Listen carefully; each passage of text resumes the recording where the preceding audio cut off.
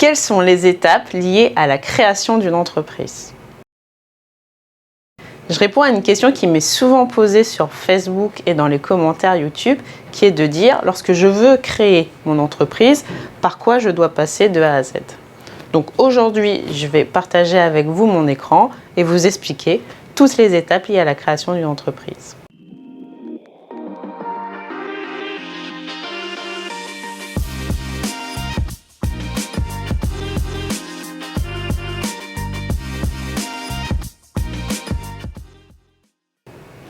Et sinon, je suis Solène Coriol, expert comptable, coach pour entrepreneurs et commissaire aux comptes.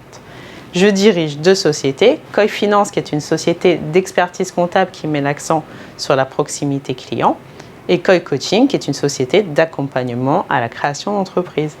Pourquoi je fais ça? Vous commencez à le savoir si vous me suivez depuis longtemps, parce que pour moi, l'entrepreneuriat est une histoire de passion. J'adore partager avec les chefs d'entreprise ambitieux mes connaissances en finance d'entreprise, en fiscalité et en ressources humaines. Cette semaine, on est plutôt sur le volet juridique avec la création d'une entreprise. A tout de suite derrière mon écran. Alors on y va. Vous voulez créer votre entreprise, par où vous commencez? Alors là, je précise, on est dans le cadre de la création d'une société commerciale, donc une SARL, une EURL, une SAS, une SASU. Pour une entreprise individuelle, il y aurait des particularités. Autre précision, je suis dans le cadre d'une création d'entreprise lambda. Par exemple, si vous êtes dans un domaine réglementé, il peut y avoir des formalités supplémentaires à faire du fait de votre ordre. Par exemple, pour les avocats. Okay. Une fois qu'on a dit ça, la première étape, c'est de rédiger un projet de statut. Là, vous allez avoir trois façons de faire. Première façon, vous demandez à un avocat. Ça, c'est la solution que je recommande et je vais vous dire pourquoi. Deuxième solution, vous passez par les plateformes en ligne. Donc vous allez sur Internet, en rédaction des statuts. Vous allez en trouver, type Legal Start. Troisième solution, vous rédigez vous-même en prenant un modèle. Alors moi, je recommande vivement de passer par un avocat. C'est vrai qu'il y a un budget, mais ça peut vraiment, par la suite, vous éviter des problèmes, des difficultés. Donc, je vous disais, pourquoi passer par un avocat? Parce qu'il y a un certain nombre de pièges qu'on retrouve souvent, surtout lorsque on prend un modèle qui est en ligne. Notamment, on va avoir un objet social qui n'est pas assez large. Du coup, par la suite, vous allez être bloqué lorsque votre activité va évoluer. On peut aussi avoir une date de clôture qui n'est pas adaptée. Trop souvent, en fait, je vois des gens qui vont prendre le 31 décembre sans réfléchir et sans se demander est-ce que c'est adapté à son activité. Lorsque vous voyez un avocat, il peut vous conseiller sur ces sujets. Autre erreur que je vois fréquemment, c'est la non-reprise des actes accomplis pour le compte de la société en formation. Alors, je vous explique. Là, vous êtes en train de créer votre société. Avant que la société soit réellement immatriculée et qu'elle ait son relevé bancaire, il y a un certain nombre de dépenses que vous allez devoir faire. Donc, vous allez avancer l'argent pour votre société. Pour que vous puissiez par la suite vous rembourser, il faut que toutes ces informations soient listées donc, dans un document qui va être annexé à vos statuts, qui est finalement l'état des actes accomplis pour le compte de la société en formation. Encore un exemple d'erreur que je vois fréquemment, c'est tout ce qui va avoir attrait à la désignation des dirigeants et à la rémunération des dirigeants. Donc voilà, si vous ne voulez pas vous tromper pour tous ces sujets et avoir une réponse adaptée à votre situation particulière, il faut peut-être passer par un avocat. Okay. Première étape, rédaction du projet des statuts. Deuxième étape, vous allez prendre rendez-vous avec votre banque et déposer le montant du capital social auprès de la banque. Alors là, on est vraiment dans le cadre d'un apport en numéraire. Si ce n'est pas déjà fait, je vous conseille vivement d'aller voir ma vidéo sur le capital social. Okay. Donc, vous prenez rendez-vous avec votre banque, vous allez lui expliquer que vous voulez créer une société, ouvrir un compte pour cette société, vous allez déposer le capital initial. Lors de cette étape, le banquier va vous demander un justificatif d'identité et en général un justificatif de domicile de moins de 3 mois.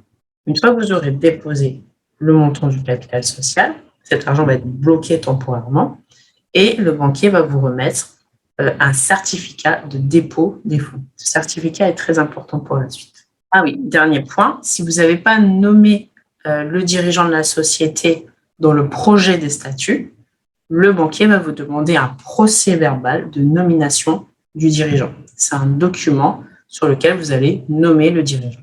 Donc, première étape, vous avez rédigé votre projet des statuts. Deuxième étape, vous avez obtenu de votre banquier le certificat du dépôt des fonds.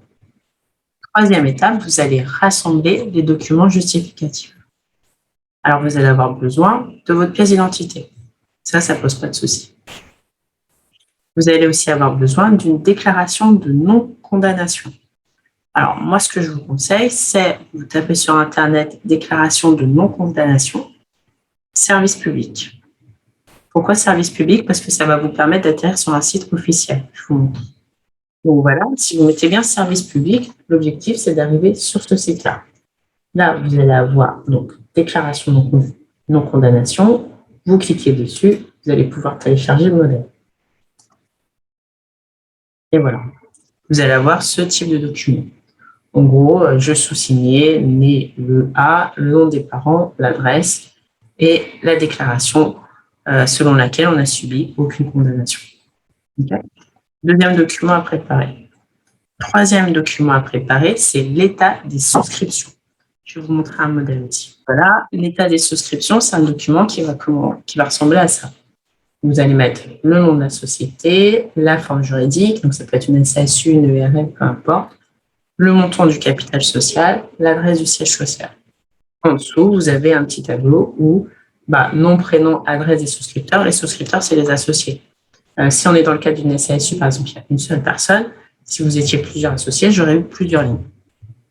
Le nombre d'actions que possède chacun des associés, le montant de la souscription, donc ça veut dire le montant qu'il a mis, le montant de son apport en numéraire, le montant des versements.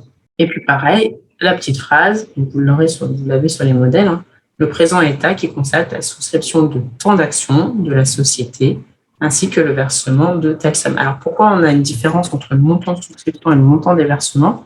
C'est pour l'hypothèse où il y aurait des apports en numéraire, mais aussi, par exemple, des apports en nature. Et s'il y a des apports en nature, le montant des souscriptions peut être plus élevé que le montant des versements à proprement parler.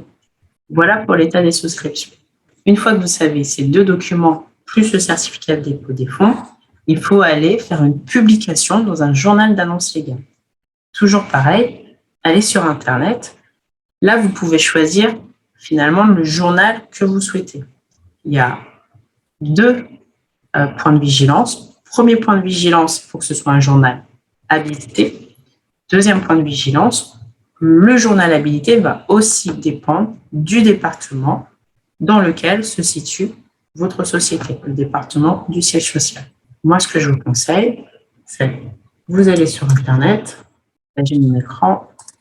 Donc, sur Internet, vous tapez annonce légale.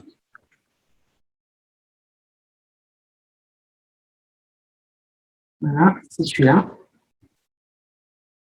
Et donc là, hop.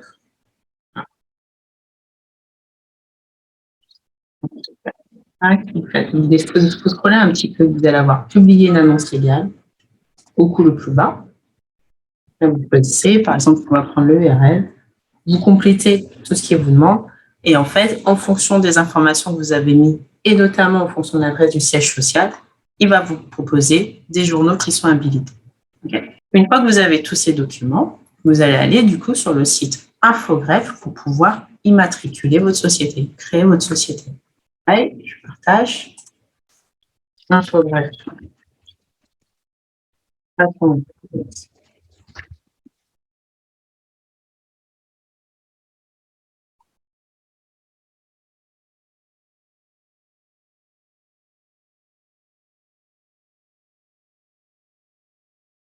Et donc, ici, alors, allez ici, donc démarche en ligne, immatriculer une entreprise.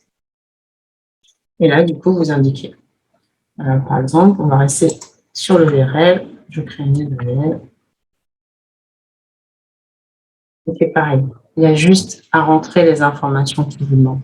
Il n'y a vraiment pas de piège puisque toutes ces informations, normalement, vous les avez indiquées dans vos statuts. Donc, une fois que vous aurez saisi vos différentes formalités, il y aura donc les documents à télécharger, c'est ceux que je vous ai indiqués tout à l'heure, la signature, le paiement, bien sûr, parce que ce sont des formalités qui sont payantes. Autre point, une fois que la société est immatriculée, il y a un autre point qui est important, c'est la déclaration des bénéficiaires effectifs. Un bénéficiaire est considéré comme étant effectif dans une société lorsque, pour une personne physique, donc vous et moi par exemple, cette personne détient 25% du capital ou 25% des droits de vote. C'est la démarche que vous voyez ici. Déclaration des bénéficiaires effectifs. Là, finalement, il s'agit ni plus ni moins que d'indiquer tous les associés ou tous les actionnaires qui sont dans le capital social. Il n'y a vraiment pas de piège sur cette formalité. Une fois que vous aurez suivi les différentes étapes, vous aurez fini du coup d'immatriculer votre société. Quelques jours après, vous allez recevoir votre extrait KBC par mail et par courrier. Alors, ne vous inquiétez pas, si jamais il y a quelque chose que vous avez manqué ou qui est imprécis, de toute façon, le CREF va vous renvoyer un courrier en disant « il nous manque tel document » ou « il nous faut tel document ». Okay. Une fois que vous avez votre CABIS, vous allez à la banque avec cet extrait CABIS et ça va vous permettre de libérer le montant du capital social et donc de disposer de vos moyens de paiement et surtout retrouver cette somme mise au capital social dans la trésorerie de votre société.